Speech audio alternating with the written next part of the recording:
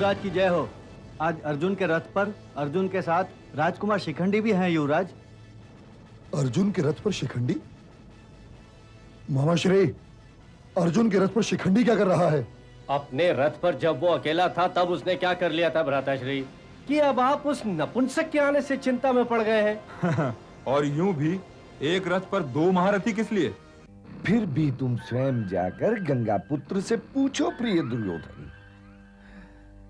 कल रात युधिष्ठिर उनसे मिलने आया था और आज अर्जुन के रथ पर शिखंडी दिखाई दे रहा है।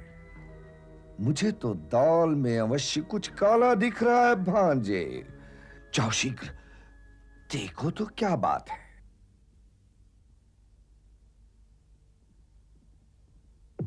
सारथी, रथ पितामह की ओर लो।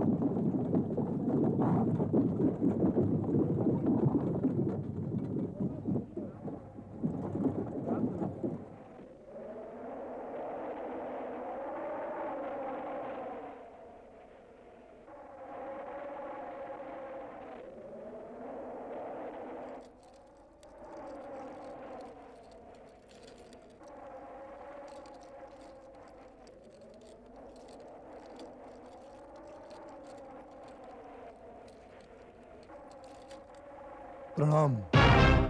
आयुष्मान भव। कल रात आपसे युधिष्ठिर क्यों मिलने आया था? वो मुझसे ये कहने नहीं आया था पुत्र कि तुम्हें त्याग दूं, और यदि ये कहता भी तो मैं नकार देता। फिर भी वो आपसे कुछ न कुछ तो कहने अवश्य ही आया होगा। वो कुछ कहने नहीं आया था पुत्र, वो कुछ लौटाने आया। वो मेरा दिया हुआ एक आशीर्वाद लौटाने आया। कौन सा आशीर्वाद?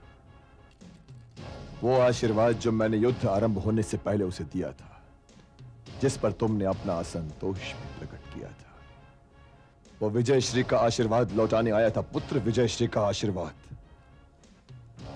और सच पूछो तो मेरे होते हुए वो विजय श्री का आशीर्वाद भी व्यर्थ ही था,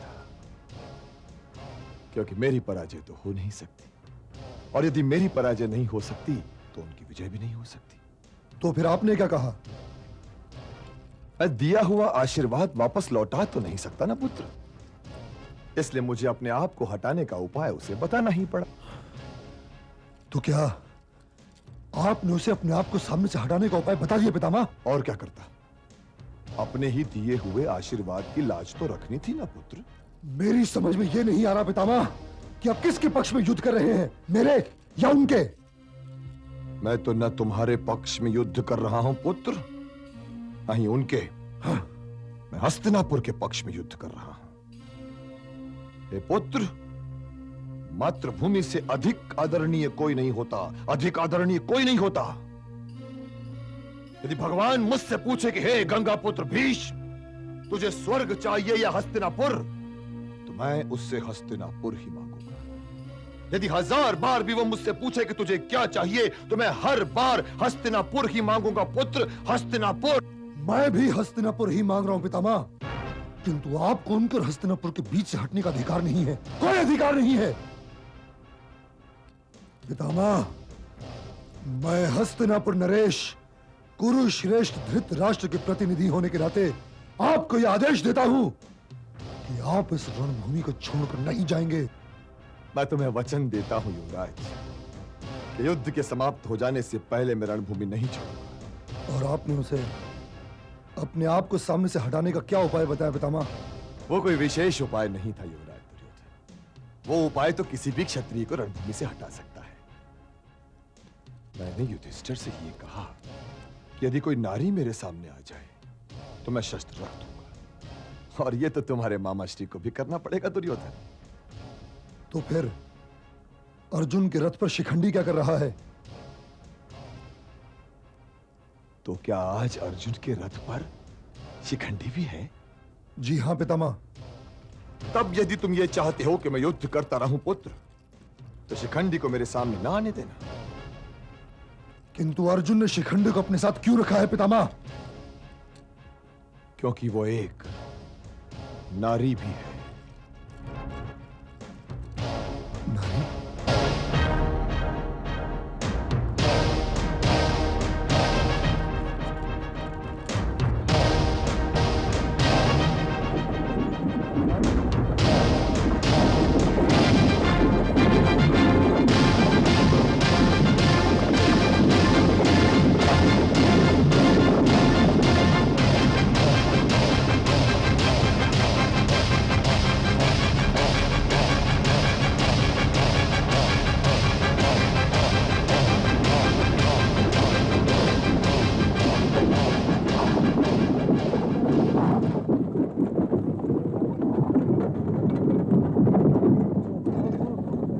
क्या समाचार लाए भांजे? समाचार यह है कि पितामह शिखंडी से युद्ध नहीं करेंगे। शिखंडी के सामने आते ही पितामह शस्त्र रख देंगे और उनके शस्त्र रखते ही शिखंडी के पीछे से वो कायर अर्जुन पितामह पर बाणों की वर्षा कर देगा। अर्थात अर्जुन के रथ को गंगा पुत्र के रथ के आसपास नहीं फटकने देना चाहिए। भांजे, तुम अपने सारे योद्धाओं और महारथियों को आदेश दो कि वे गंगा पुत्र और अर्जुन के बीच में दीवार बनकर खड़े हो जाएं। भीष्म शिखंडी पर नहीं कभी करेंगे वार, किंतु पितामह की करें रक्षा किसी प्रकार।